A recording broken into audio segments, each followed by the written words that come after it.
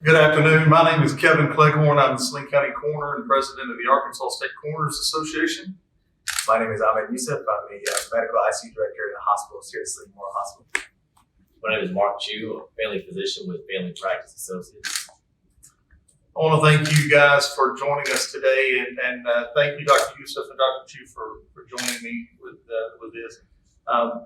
What prompted this public service announcement is my office has begun to see over the last month a rapid increase in scene deaths, residential deaths, and a lot of our patients that have been suffering from multiple different diseases, cardiovascular disease, congestive heart failures, chronic obstructive pulmonary disease, diabetes, multiple array of different conditions.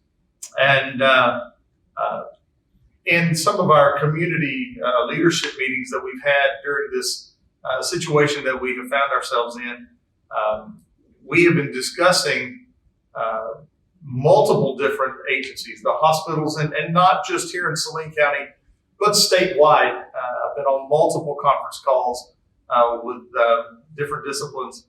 We're seeing this problem arising statewide where a lot of our citizens are not wanting to seek medical care. They're not wanting to go to their hospitals. They're not wanting to go to the emergency departments, to the family practice clinics, the different areas where they can seek medical care, refill prescriptions or whatever. We're seeing an increase in those patients not wanting to seek care, and ultimately my office is having to respond, or my colleagues around the state are having to respond to the residents when their families find them deceased. And we're hearing this over and over and over by families telling us, we're trying to get them to go to the hospital. We're trying to get them to go to the doctor. And they're not willing to do so for fear of getting sicker, more, for the lack of a better terminology. And I know Dr. Youssef and I were talking just recently that they're seeing in hospitals, as well as not just here again in Saline County, but statewide, a decrease in inpatients, numbers with these medical conditions. And I guess what we're here today to get the point across to our citizens in Saline County and across the state, these diseases, this disease process in the body, they don't stop just because COVID-19 is here. They don't stop because we're in a pandemic. These disease processes are still very real. They are still rampant. They need medical care, and without that, you're not going to survive in many cases. And like I said, we are seeing this happening right before our eyes now. This is something that has been very alarming to my office, and I would rather be proactive than reactive in this situation, because I love my county and my citizens. I think I would fail them if I didn't bring this problem to light. I know you guys probably have seen things in your disciplines as well that kind of correlate with what I'm seeing out in the field.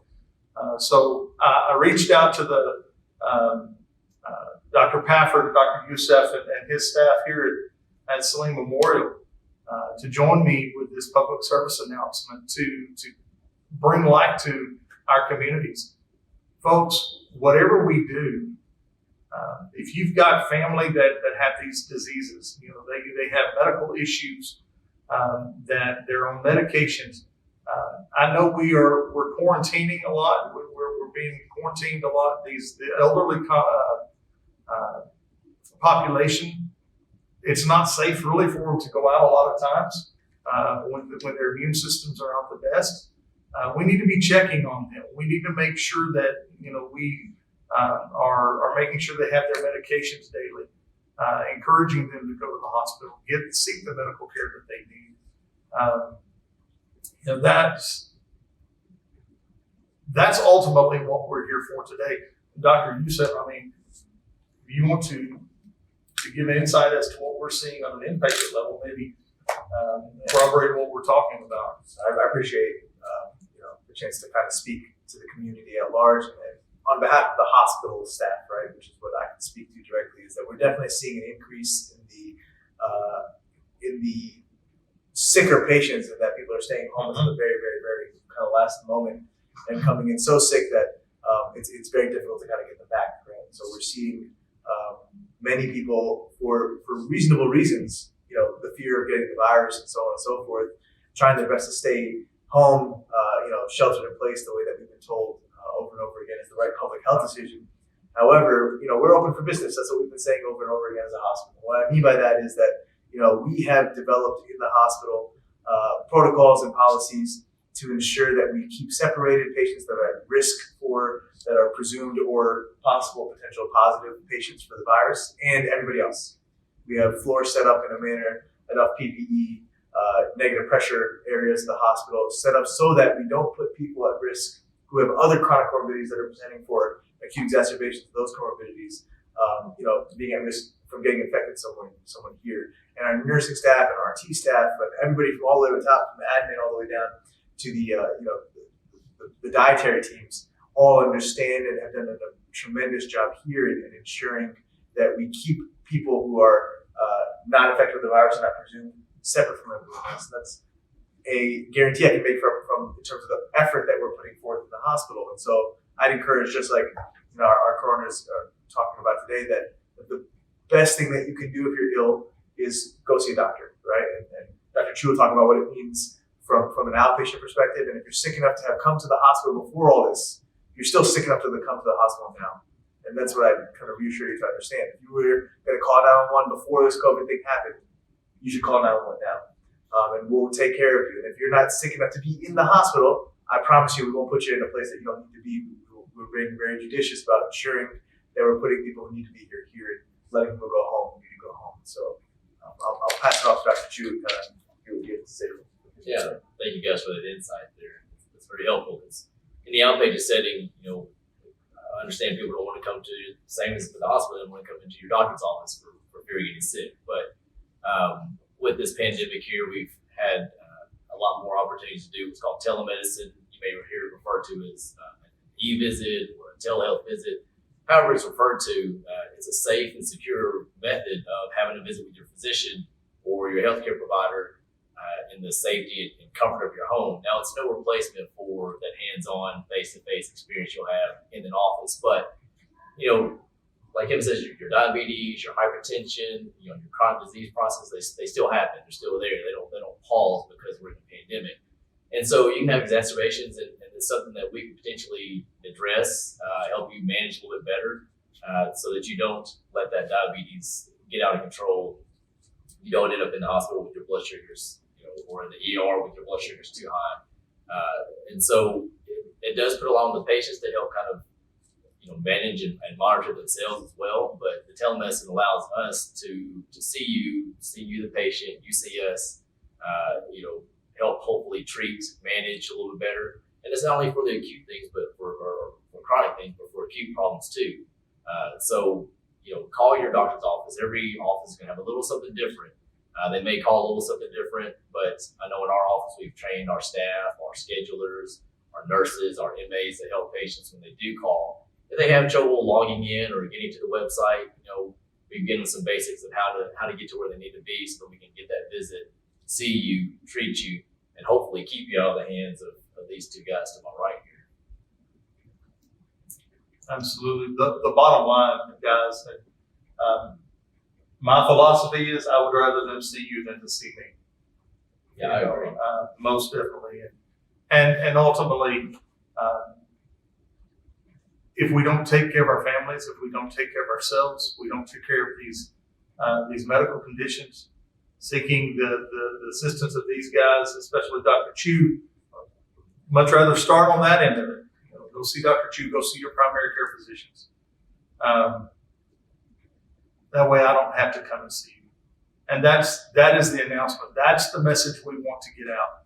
We want to make sure that our community stays healthy and prosperous, and that your families don't have to go through seeing me walk through their doors.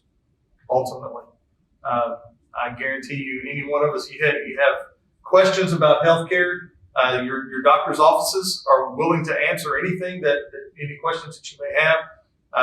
There are areas of the hospital staff that would be willing to answer questions for you if you have them, or call my office. Call my office at 303-1559, and we will help you in any way we can to avoid having to come to your house. I know we have a couple of guests that in the audience with us. Does anyone have any questions for one of the three of us before we adjourn? So I know that the governor made today, April 27th, as the date where people can begin to do elective surgeries again. Would there be anything that you would want to tell the public specifically about how to go about getting that elective surgery that they've been putting off for the past couple months? Yes, I can speak to that a little bit. Because I'm not only speaking on behalf of this hospital, and every hospital is having a different rollout plan, I'll speak in general, which is call the physician that you were initially planning to have that elective surgery with. Those offices have already developed through hospital systems like ours, very detailed plans based upon the governor's recommendations and the health department's recommendations, as well as kind of internal logistical concerns, to make sure that everybody is kind of processed safely, that the people that need to be tested are tested, that both the patient, family, and staff members are going to be made safe during those procedures as people are processed, and be patient with us a little. I think one of the caveats I was thinking of as we were talking out loud is we've learned so much in the last 2 months that we never had to think about before. We've had to learn how to do things differently, just as everybody at home has learned to do things differently as well. And so, just like that, elective surgery kind of falls in that category in this context. Elective surgery were an easy thing 2 months ago, and now we have to walk a slightly different, more careful path. And we've learned as we've gone along, and the time away has allowed the admin teams and the different doctor groups and nursing teams come up with policies and protocols to make everybody safe. So the first thing I would do is I would call that physician's office. I would see what the current process is for scheduling, what the expectations are, and then I would ask you, even though it's really difficult because I know everybody's been so patient, is be patient, because we don't know what's going to happen going forward. We're just trying to work with the best information that we have. Any other questions? Again, thank you very much for joining us, and thank you, Dr. Youssef, Dr. Chu.